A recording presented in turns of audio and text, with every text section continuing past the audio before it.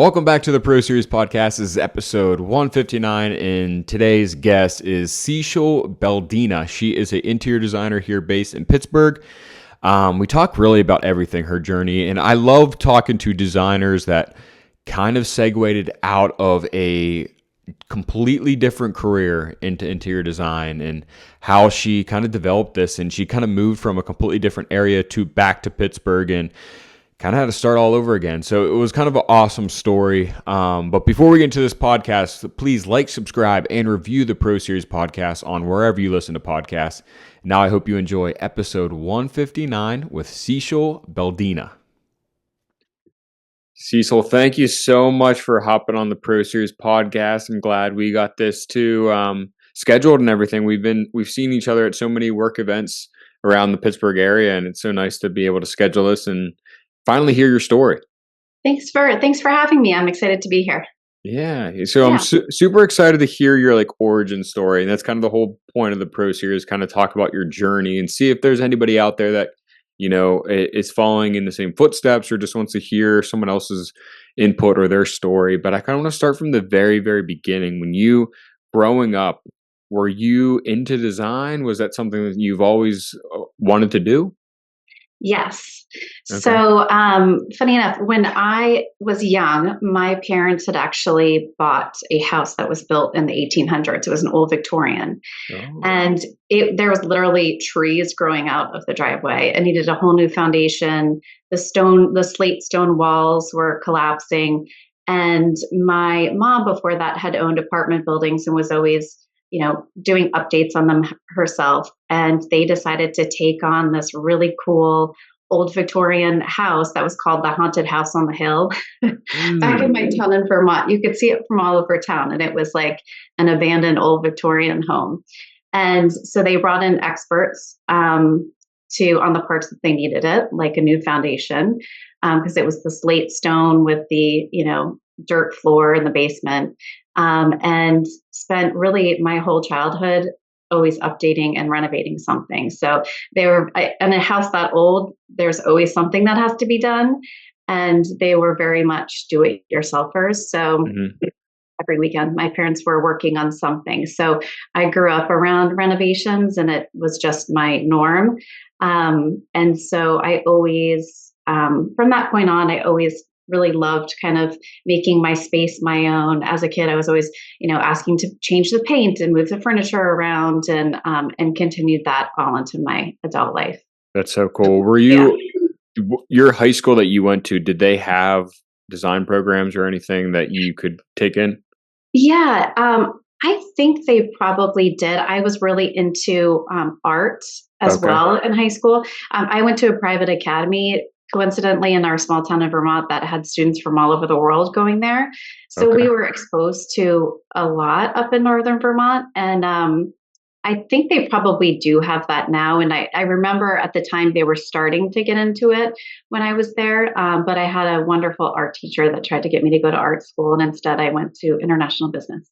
No, that's actually really funny because your story, how you started kind of is the same as mine because my parents built a house when I was really young. So going through that design process and always doing those projects and everything at their house was always a part of it. And then I was in art all throughout school and my art teacher tried to get me, and he actually kind of applied to 2 schools for me that I didn't really approve of, but it's kind of, our stories are kind of parallel in that type of, why did you not want to go for art?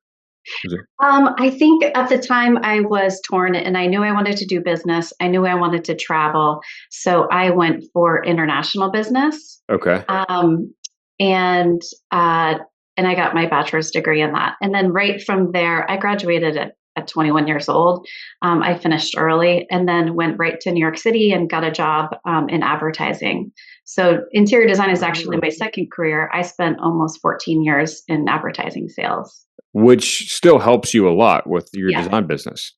Yes, exactly.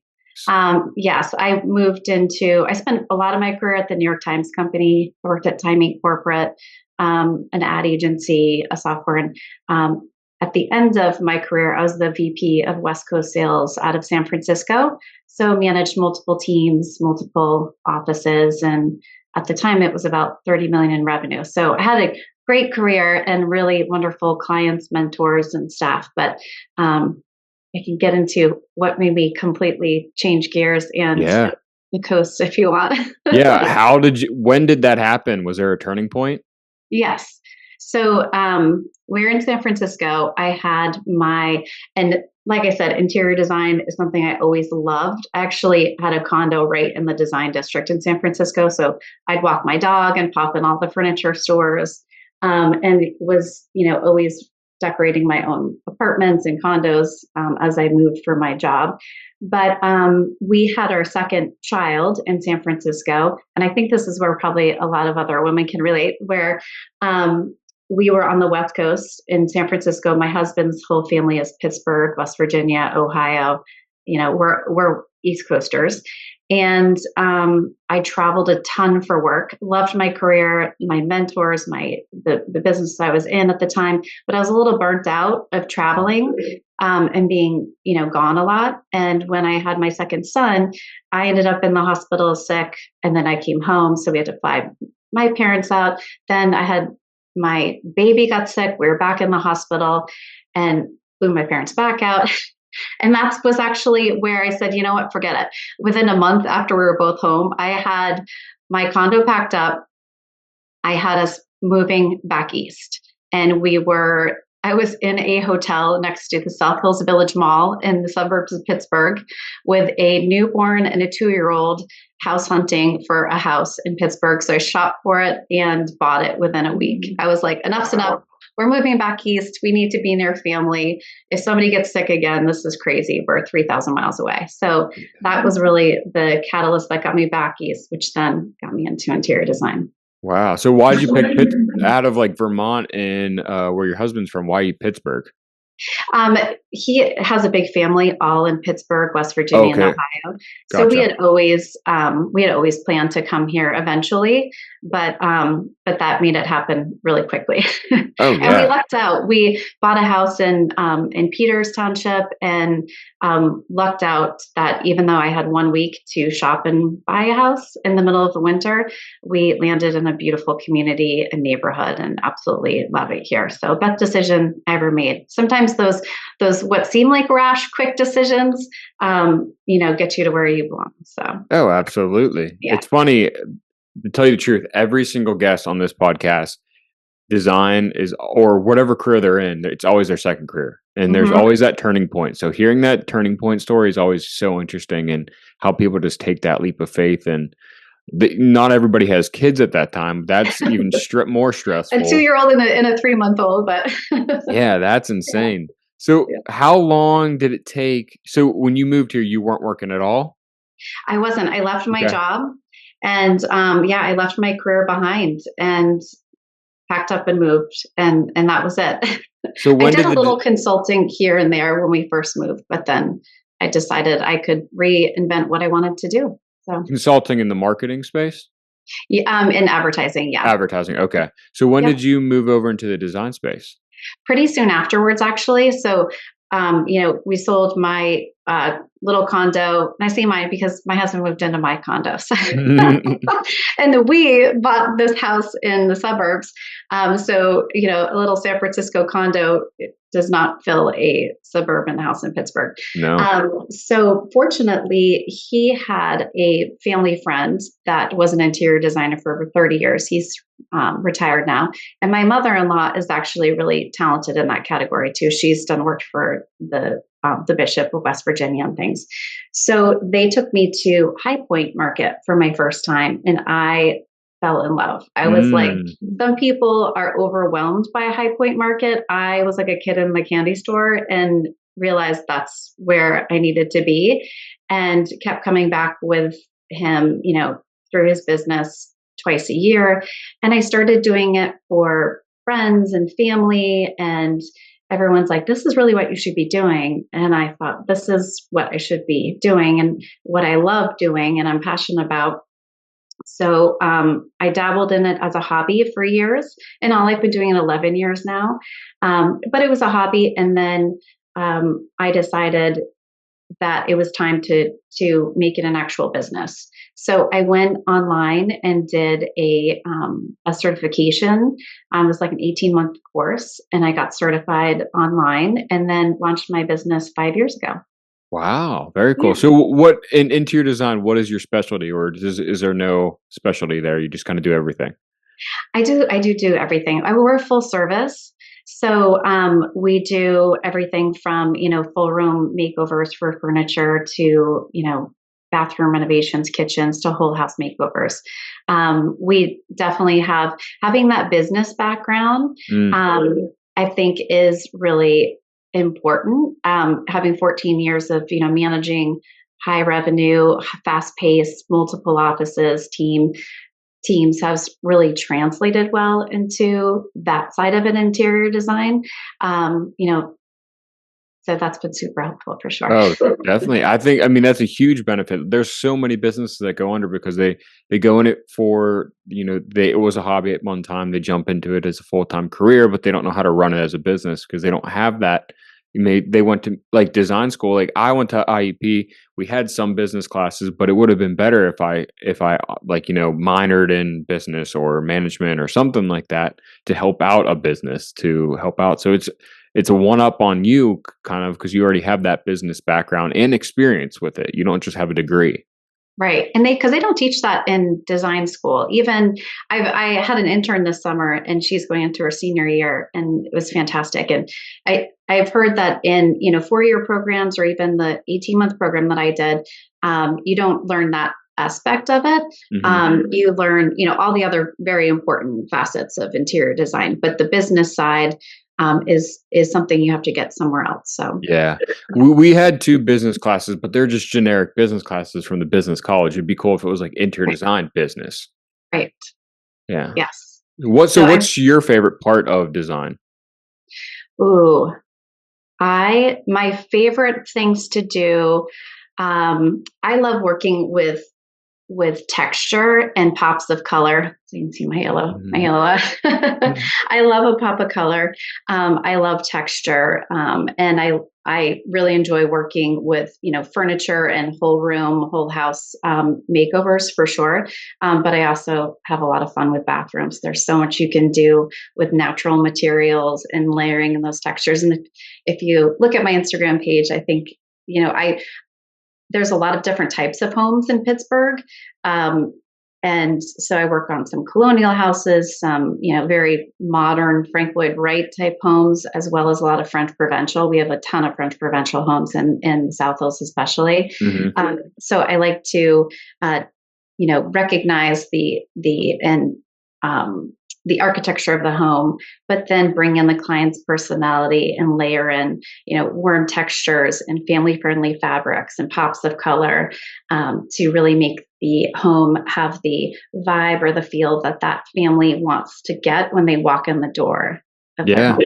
Yeah. So are you saying bathrooms are your most favorite room to work on in the house? I would say, gosh, that's a tough one. I would say I love a living room, kitchen, dining room, like the main parts of the house that you spend your time in. Okay. That's a tough call. I have to say I really do enjoy it all, but I do love working with furniture specifically. I feel like I can get Okay. a bit more creative with that, but I do love a good bathroom makeover. Yeah. I mean, Yeah. see, I'm the opposite. Bathrooms just seem like they're just so much work Yes. for such little profit for me. And they're just so tedious that I would rather not do I have to agree with you. You them. don't do bathrooms because you're going to make a big profit on it. Yeah, You yeah, do it because you love it. Yes. yeah, Yeah. and I definitely do not love it. Yeah. Uh, so going into design, do you have your own showroom? Or are you No. no, No. okay. Do you No, have I do not. plans to? Um, I have thought about it every year. I keep thinking about it. And here, what keeps holding me back is that I haven't intentionally grown small and am very selective on the projects that I work with. And I've been really lucky in 5 years of starting my business that I've had some pretty amazing clients and homes that they've trusted me with. And I'd like to have the opportunity to still be selective. And then once you get to a certain level and you have a storefront and real estate and, all of that, you have to additional employees, you have to take on maybe more than I want to just yet. Oh yeah. But it's coming eventually. Yeah. And Yeah. the only reason I ask is like it seems like in our industry, like people only think you could be successful if you have a showroom when I don't think Oh, that's necessary at all. I think some no, of the best designers don't have showrooms because they want to keep everything. Um, because sometimes when you have a showroom, you're opening it up to clientele that you necessarily probably can't afford, or they're the yeah. window shoppers, and you're not really spending a lot of the time doing what you actually love. Exactly.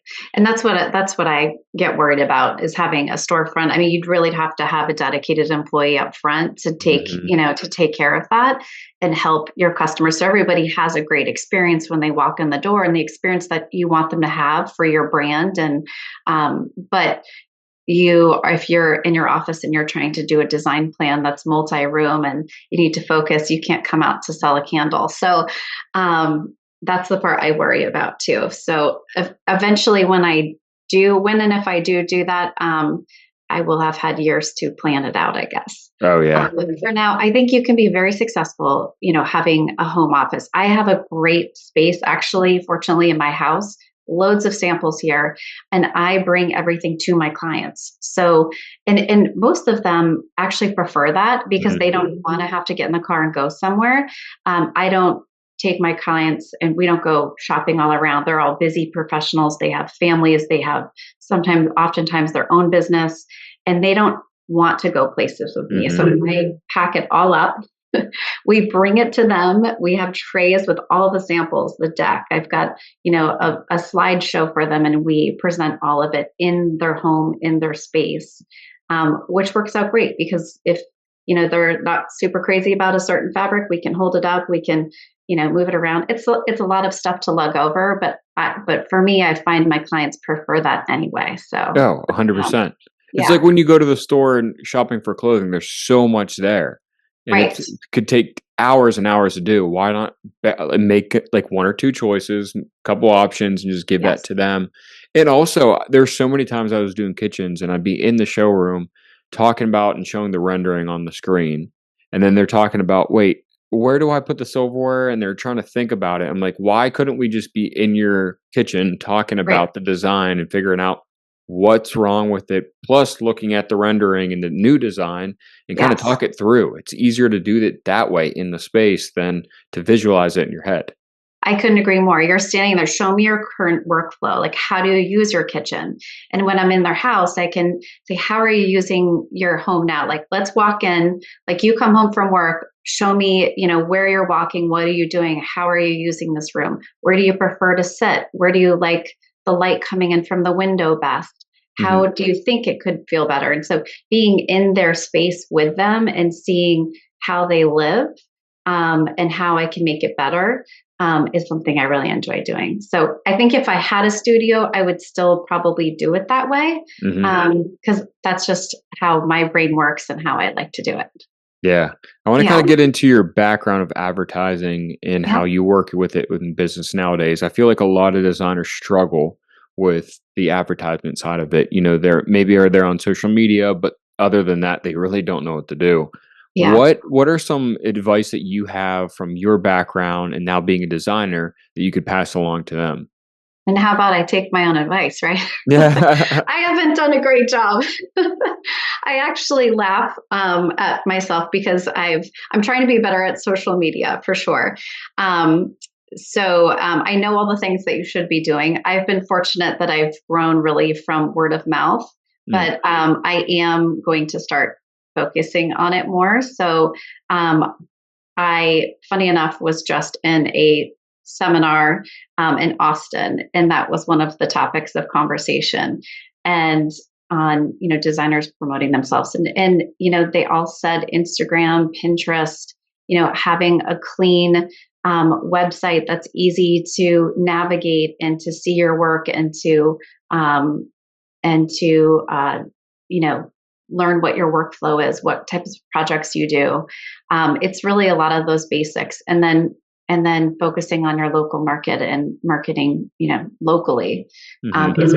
is what they told us. And we had Jeremiah Brent there, and there was all of these big names that came to this conference and were talking about it. And so it's all the things we all know we should be doing. It's just making the time to sit down and do it, I think. Yeah, that's the hardest part. I always say our industry has it so easy with how much content is at our fingertips. It's just trying to figure out and getting around mind wise on how to get that content. Yes. Because like Yeah. there's before, there's afters, and then you could talk about every single piece of material that you used Yeah. in social media. And it takes a lot of time planned out, but you literally have hours and hours of content just right there. Yes, I agree. And it's also, I don't know about you, but I struggle with what to say on a post. Oh yeah. So, now they have AI, but then I don't feel like it's really, I struggle with that too, because I don't like an AI post because I look it up and I'm like, oh, that's not something I would say. So it's making time every week to sit down and just set up all your posts in all of those different outlets to make sure it's your voice. Yeah. You're putting out the pictures that you want people to see and connect with you, and also the projects that you want to get more of, right? Hmm. So all of these things I need to be doing too. Yeah. I struggle with what to say as well. Yes, And I use ChatGPT you for do. everything. Yeah. I Yeah. mean, I change it. I change some of Right. the stuff because it does sometimes come back robotic. But my thing is, I'm all over the place when I'm trying to make a caption, and I Right. can't make it sound catchy or like attention grabbing. So I literally just type in create a attention grabbing Instagram post with, and then I type out like a whole paragraph of what I want them to say. They just make it Mhm. make sense. Right. And I Right. think so many people think AI and they put like a couple words and then AI, it sounds robotic. But if you type out just your gibberish of what you're trying to say, but you just can't get Yeah. it out, it works pretty well. Yeah.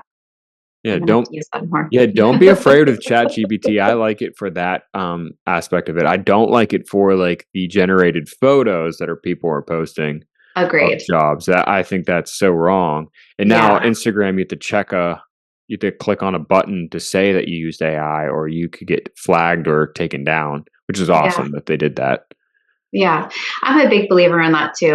My Instagram page is only my work. So, yeah, yeah. Yeah, absolutely. Hey, I mean, it's how you want your brand to be represented, and everybody has a Mhm. different way, and there's nothing wrong with that. Yep. Yeah. So I wanted to ask some fun questions to end it. What is one design trend that's going on right now that you wish would go away? Ooh, that I wish would go away. And as you're thinking, I'll say mine. Yes. And I Okay. think it's just being so white, like bright white everything.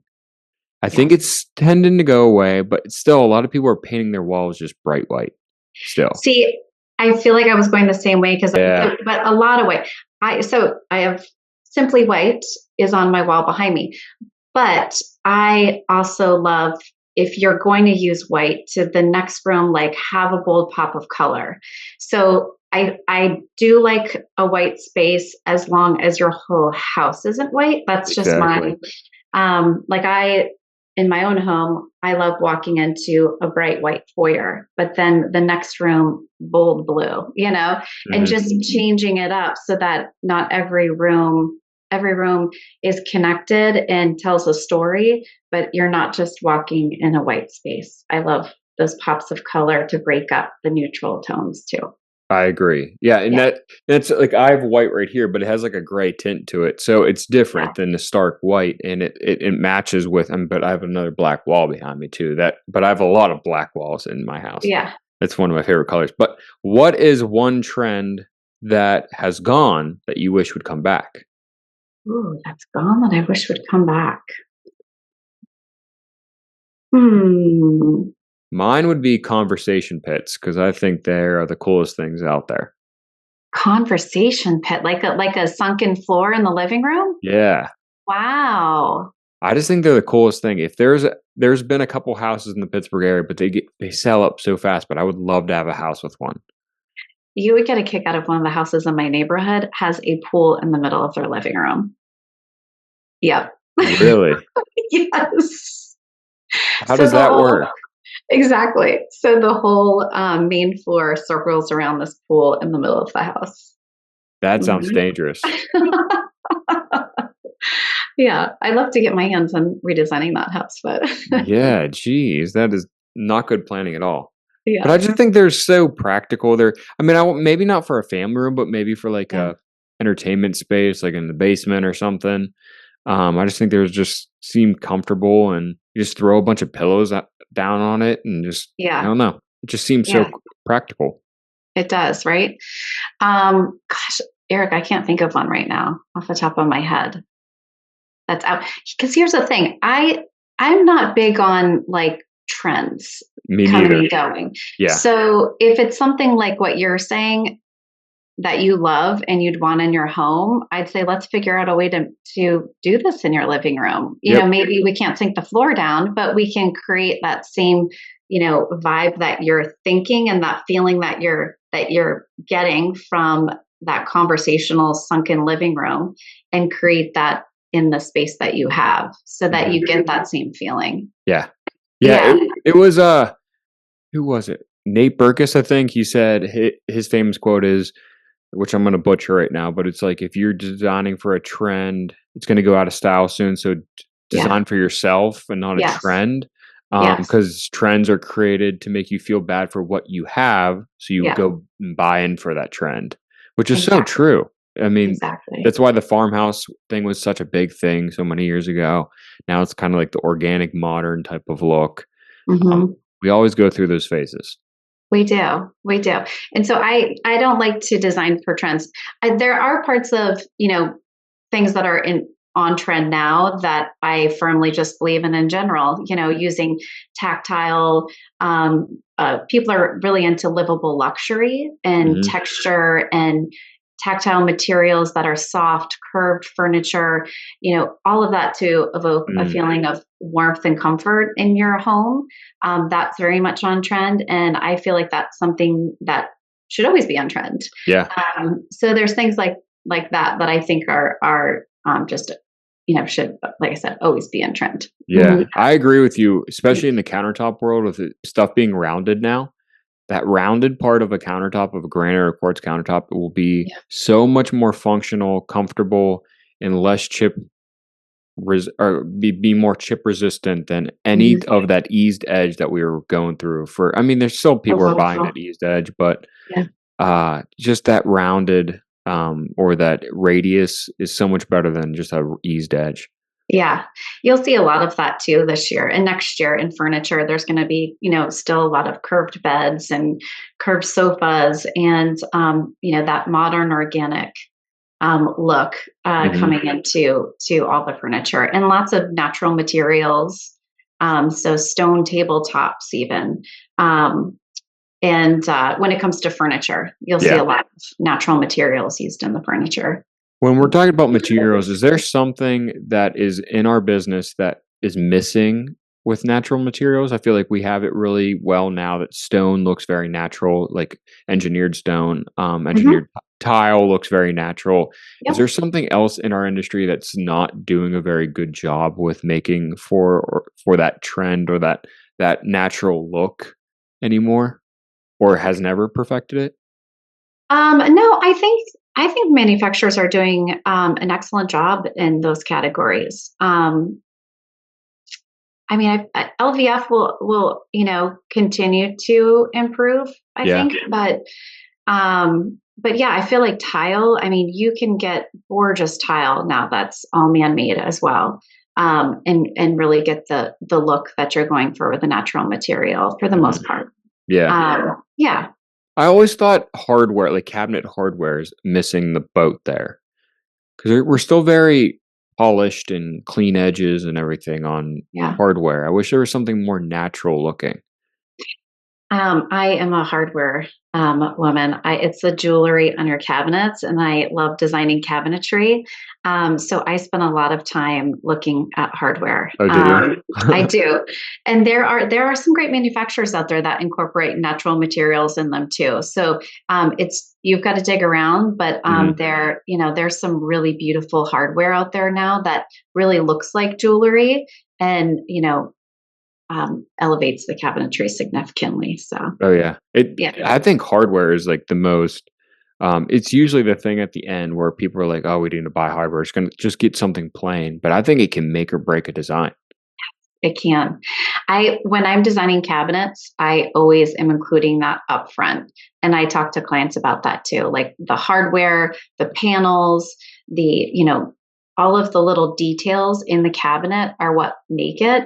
Mm. And if you could have a beautifully designed cabinet, and then if you throw some cheap hardware on there, immediately the whole cabinet looks cheap, and it wasn't. Yeah. So it's always worth investing in that good quality hardware, and it lasts too. So, it has a better screw hold in it. It feels sturdy in your hand, and it will last longer too. I mean, we've all been to a place before that, had less expensive handles, and they're loose and jiggling, and it makes the whole cabinet feel cheaper, and it's Mhm. because of the hardware is. Exactly. So it's really worth investing in good hardware because it will elongate the life of your cabinet and make a statement for sure. Yeah, and Yeah. I one thing that just came to my mind, I've been into so many houses that have, like, squared knobs, Hmm. and they are always, like, crooked, and I'm just, Yes. like, looking, I'm like, "Oh my gosh, I couldn't stand this." I couldn't do a square knob unless it has that pin on the back that pins it in Yes. place. Yeah. Other than that, like, you're always gonna be constantly struggling with that. But I Hmm. guess it's my OCD that just popped in my head, I'm like, "That's a huge pet peeve of mine." Yeah. Yeah. They spin if they're not on there right. That's right. Yep. Well, I want to end with where people could follow you on social media, your website, or anything else you would like to promote. Sure. At Interiors by Seashal is my Instagram, or my Facebook page. And then I will be better at Pinterest one of these days. So Oh, I still haven't figured that out. So once you figure that out, let me know. I will. And you can also find me on my website, interiorsbyseashal.com. Awesome. Well, thank you so much for hopping on the podcast. I can't wait to get this one out. Thank you so much, Eric. It was great to talk with you.